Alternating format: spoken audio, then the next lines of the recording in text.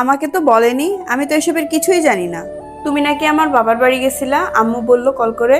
হ্যাঁ, আব্বা আম্মার নাকি ওষুধ শেষ হয়ে গেছে, তুমি আমার সঙ্গে ফোনে কথা বলতেছিলে এটা নিয়ে, সেজন্য গিয়ে ওষুধ দিয়ে এসেছি। আমাকে বলনি তো।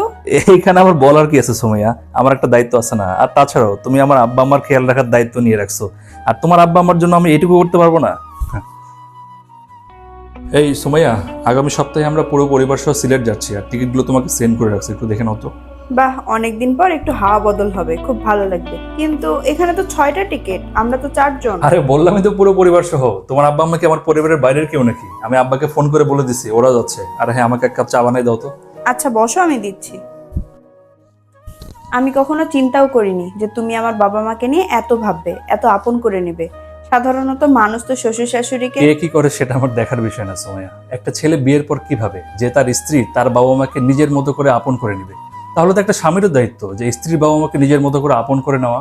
আসলেই আমি অনেক সৌভাগ্যবতী। সবার মানসিকতা যদি এমন হতো তাহলে অনেক ভালো হতো।